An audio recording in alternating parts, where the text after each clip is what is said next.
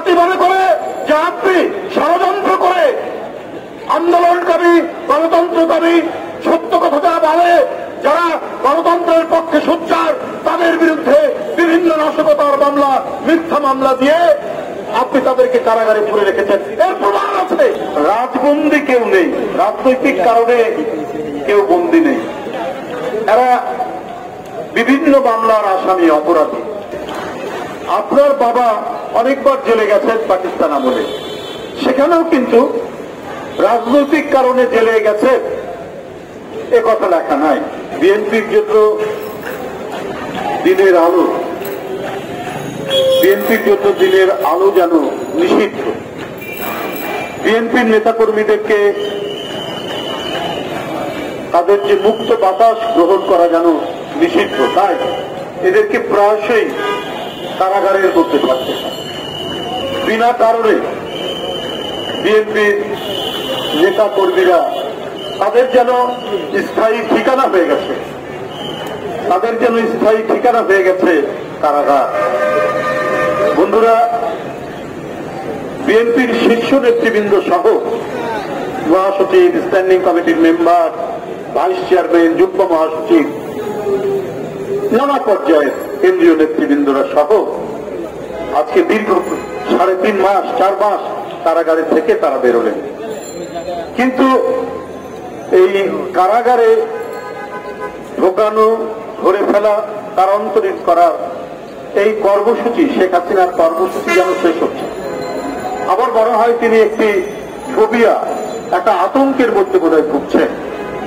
কারণ তিনি জানেন যে তার জনসমর্থন নেই। জনসমর্থন না থাকলে সেই সরকাররা প্রচন্ড স্বেচ্ছাচারী হয়, ফ্যাসিস্ট হয়ে উঠে এবং জনগণের আওয়াজ পেলেই নির্মমভাবে সেটাকে দমন করে। সেই দমনের প্রক্রিয়া নানা রকম। কারাগারের ভিতরে তাদেরকে বন্দী করে রাখা, আয়নার ঘর তৈরি করা, রাস্তাঘাটে সন্ত্রাসী লেলিয়ে দেওয়া, অথবা আইন শৃঙ্খলা বাহিনী কর্তৃক ব্যাপকভাবে বেধড়ক মারপিট করা, এটাই চলে।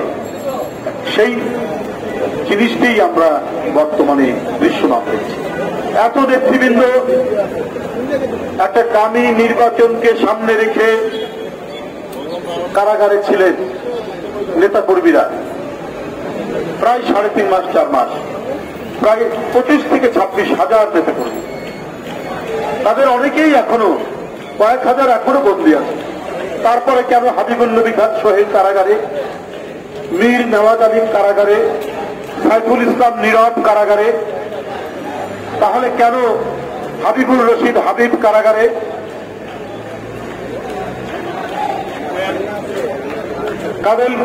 আব্দুল কাদের ভুঁইয়া জুয়েল ছাত্রদলের সাবেক সভাপতি সহ স্বেচ্ছাসেবক সম্পাদক, সে কেন কারাগারে, খায়রুল কবির খোকন সাবেক ডাকসু সংগ্রামী নেতা, যুগ্ম মহাসচিব, সে কেন কারাগারে? এর জবাব কি শেখ হাসিনা দেবেন? উনি তো দিতে পারবেন না। উনি দিতে যদি পারতেন তাহলে তিনি অবাধ সুষ্ঠু নির্বাচন দিতেন। কারণ জবাব একটা ওনার মনের মধ্যেই আছে, আমাকে যেন তেন প্রকারে টিকে থাকতে হবে, আমাকে টিকে থাকতে হবে। তিনি আজকে বলেছেন যে রাজবন্দী কেউ নেই, রাজনৈতিক কারণে কেউ বন্দী নেই। এরা বিভিন্ন মামলার আসামি, অপরাধী। তো রাজবন্দী বলে কোন আইনি ভাষা, আইন গ্রন্থে লেখা নাই। আমিও আইনে পড়াশোনা করেছি, কোথাও আইনে লেখা নাই। প্রধানমন্ত্রী রাজবন্দী নামে কোন শব্দ কি আইন গ্রন্থে লেখা আছে? রাজনৈতিক কারণে কেউ বন্দী? ওখানে বিভিন্ন মামলা দিয়ে ঢোকানো হয় এই রীতি ব্রিটিশ আমল থেকে। আপনার বাবা অনেকবার জেলে গেছেন পাকিস্তান আমলে, সেখানেও কিন্তু রাজনৈতিক কারণে জেলে গেছে এ কথা লেখা নাই।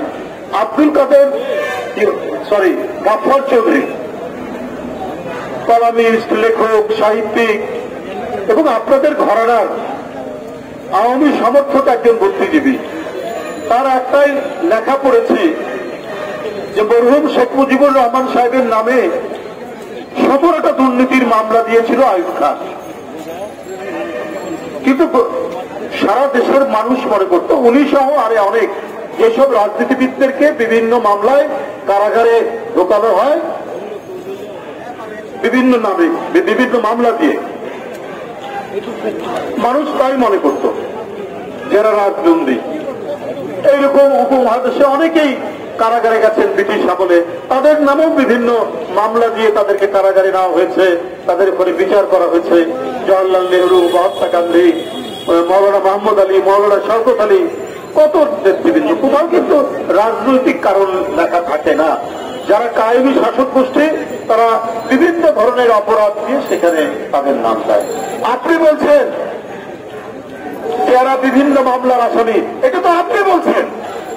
গোটা জাতি মনে করে যে আপনি ষড়যন্ত্র করে আন্দোলনকারী, গণতন্ত্রকারী, সত্য কথা যা বলে, যারা গণতন্ত্রের পক্ষে সোচ্চার, তাদের বিরুদ্ধে বিভিন্ন নাশকতার মামলা, মিথ্যা মামলা দিয়ে আপনি তাদেরকে কারাগারে পুরে রেখেছেন। এর প্রমাণ আছে।